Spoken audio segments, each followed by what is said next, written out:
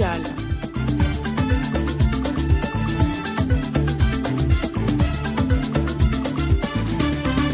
Bonjour à tous, ici Samar Hamadi, bienvenue dans cette édition spéciale sur Afrique FM consacrée à un sujet d'actualité brûlant qui façonne l'avenir économique de l'Afrique. Aujourd'hui, nous explorons le projet des institutions financières de l'Union africaine, à savoir le Fonds monétaire africain, la Banque d'investissement africaine et la Banque centrale africaine.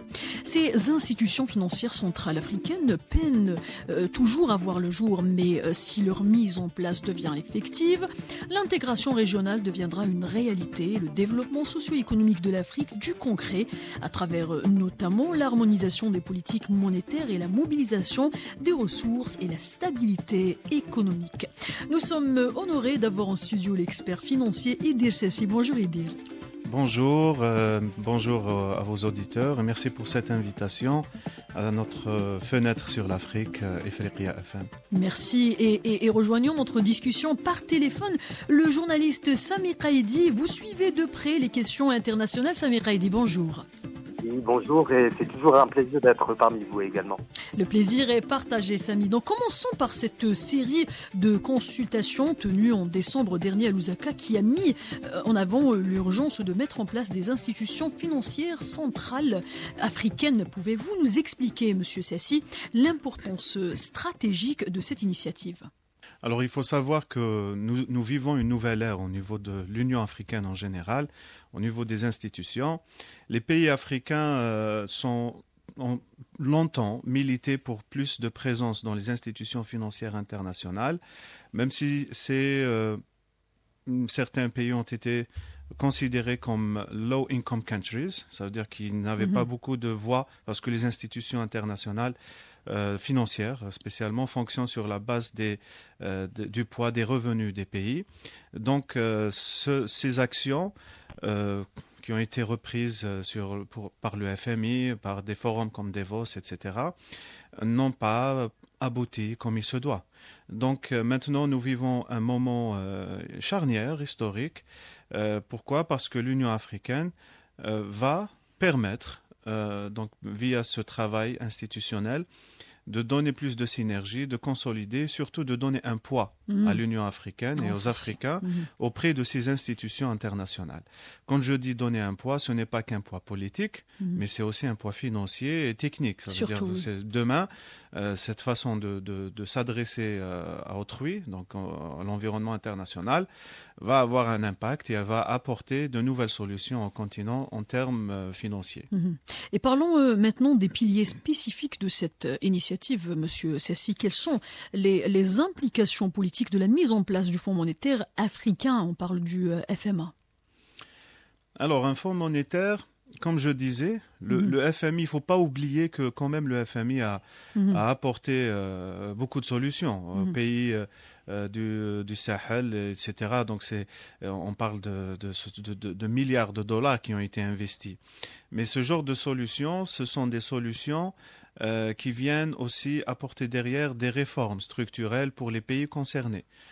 Quand nous avons des problèmes de gouvernance, des problèmes de pouvoir, de stabilité carrément des pays.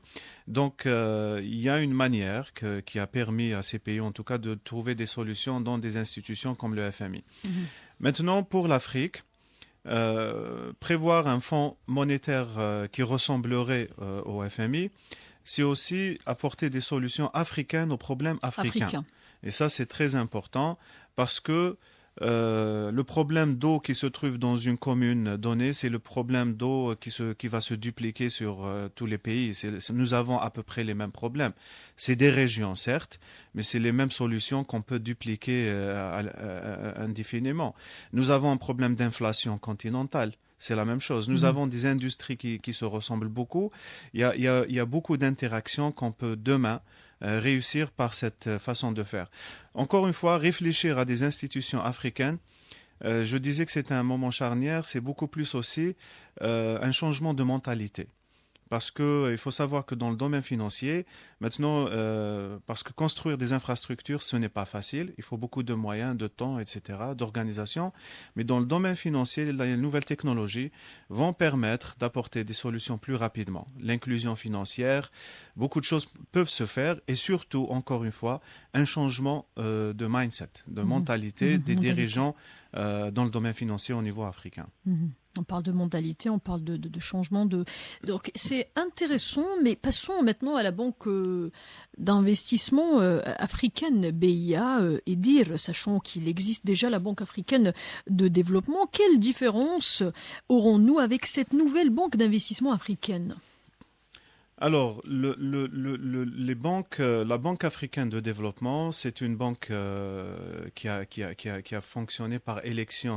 Il y a les membres des pays africains. Elle apporte des solutions. Elle travaille un petit peu dans le cadre de la Banque mondiale. Donc, elle suit un petit peu la même logique. C'est une banque qui a réussi certaines opérations et moins d'autres. D'accord ? Donc, une autre banque pour des projets de développement, ce n'est qu'un plus. Maintenant, il faut savoir que ce genre de mécanisme, c'est la différence entre les uns et les autres, c'est la levée des fonds. C'est comment on va lever les fonds. Il faut savoir qu'en Afrique, les fonds privés ne manquent pas. Ce n'est pas un problème.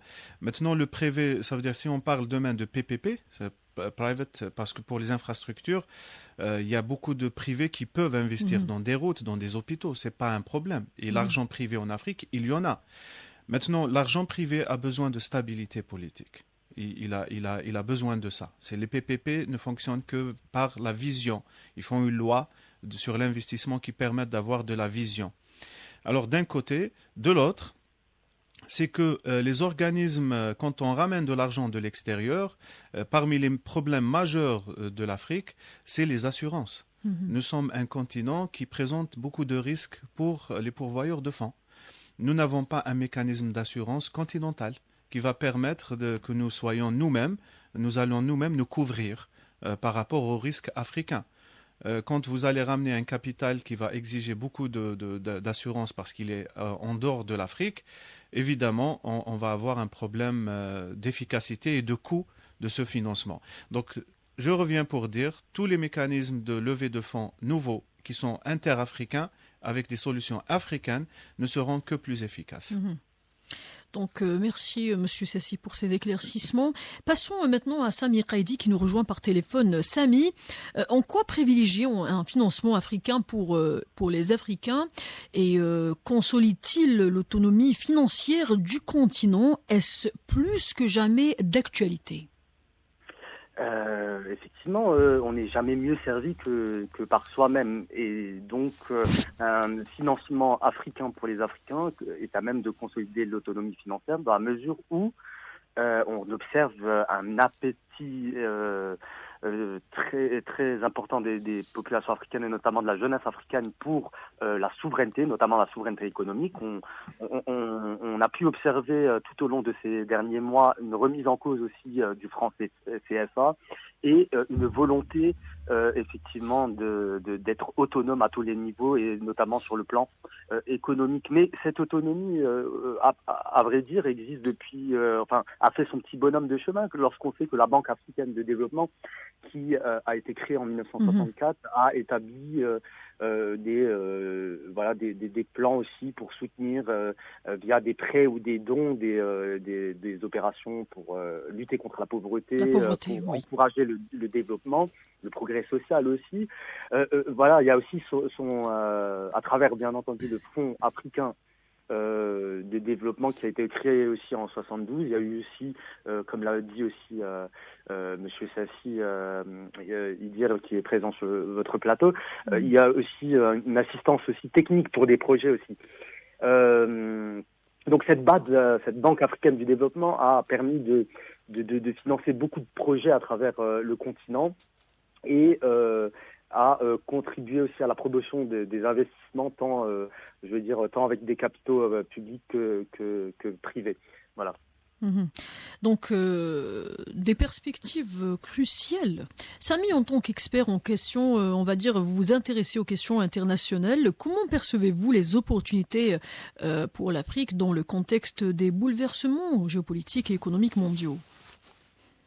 Écoutez, les nombreux bouleversements géopolitiques et économiques que l'on peut observer sur l'échiquier mondial sont, pour moi, autant d'opportunités pour l'Afrique.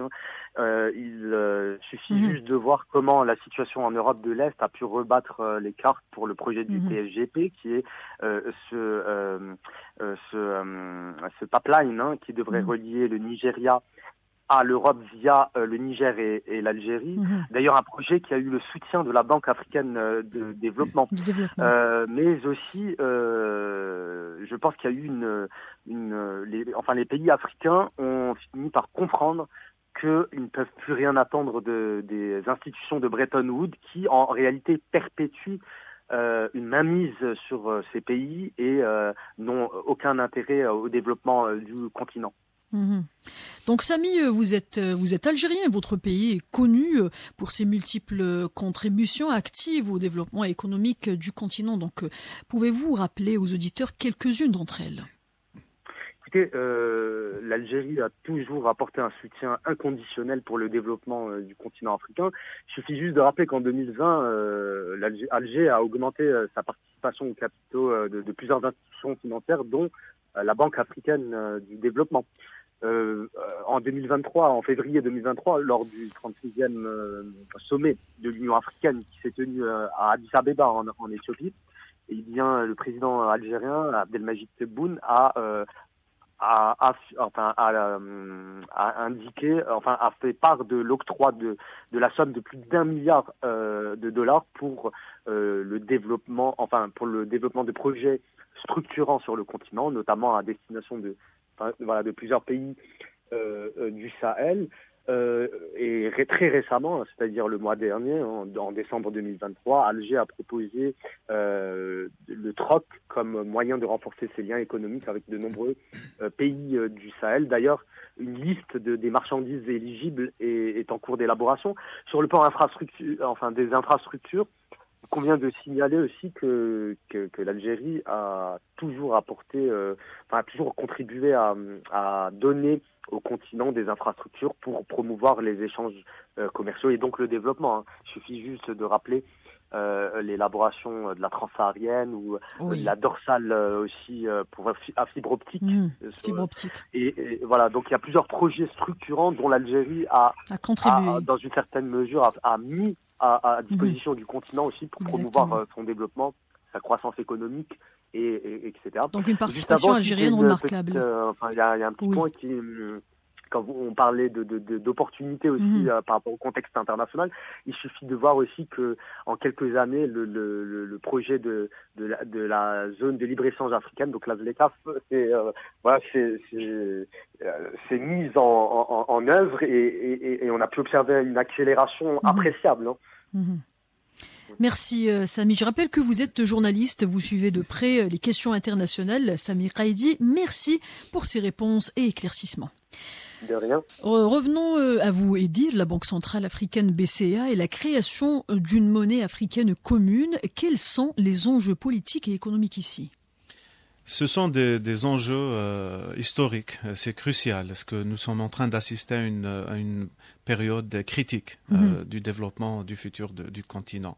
Pourquoi ? Parce que, en fait, une banque centrale, au-delà de l'omniprésence du dollar, on va le dire, sur le continent, ce n'est pas pour se dresser contre une monnaie ou une autre, mais c'est plus pour apporter plus de flexibilité et de solutions pour les pays africains en dehors des circuits classiques, connus, comme il disait notre ami Bretton Woods. Donc ça va apporter beaucoup plus d'échanges. Alors beaucoup plus d'échanges, ça veut dire plus d'inclusion financière. Donc il va y avoir plus de solutions pour l'inclusion financière. Maintenant, il faut savoir que l'inclusion financière, au jour d'aujourd'hui, c'est une opportunité pour l'Afrique parce que techniquement, c'est devenu plus facile. Donc, ce n'est pas des investissements très lourds qui vont permettre que les citoyens accèdent à l'inclusion financière. Mais au-delà, c'est les perspectives qu'offre ce genre d'institution centrale. Pourquoi? Parce que nous allons assister, je le pense, à la naissance de mécanismes qui vont accompagner cette inclusion financière. L'inclusion financière, ce n'est pas que pouvoir payer, ouvrir un compte, mais c'est aussi bénéficier de crédit. Donc nous pouvons voir dans le futur, parce qu'au-delà de la Banque centrale africaine, il y a un fonds de garantie africain aussi.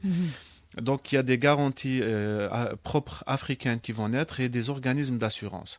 Parce que le problème des financements pour l'Afrique, c'est les garanties. Et les gens qui garantissent, les institutions qui garantissent le financement africain, il y a une frilosité parce qu'ils sont étrangers, ne sont pas africains. Et beaucoup de pays africains souffrent d'instabilité, etc., comme nous le savons tous.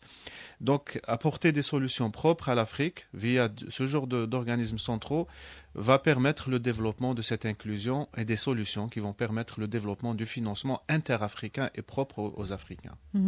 Donc, Monsieur Sessi, vous êtes expert financier. J'aimerais qu'on termine avec cette question. Quel est l'avenir, selon vous, des institutions financières africaines ? C'est un avenir prometteur qui va permettre plus d'inclusion entre les pays, vous savez, quand les intérêts des pays sont mixés, dépendent des uns et des autres, nous aurons plus de stabilité. Ça veut dire qu'il faut faire travailler tout le monde sur des projets communs, d'un côté, et puis beaucoup de pays africains ont toujours milité pour une transition que nous sommes en train de voir mondialement. L'Afrique, elle souffre en premier des changements climatiques. Et nous n'avons pas vu d'initiatives majeures, à part quelques initiatives dans certains pays du Sahel, des institutions financières internationales qui ont soutenu des projets sustainable contre le réchauffement, contre la sécheresse et ce genre de problèmes. Donc il y a un fonds au niveau du FMI, par exemple, qui répond à des problématiques climatiques et qui doit financer, au fait. Donc, avoir une voix unie et commune, parler à ces institutions d'une voix unie va permettre de débloquer plus de possibilités pour des projets structurants et permettre à cette transition africaine de se faire de façon sustainable. Voilà.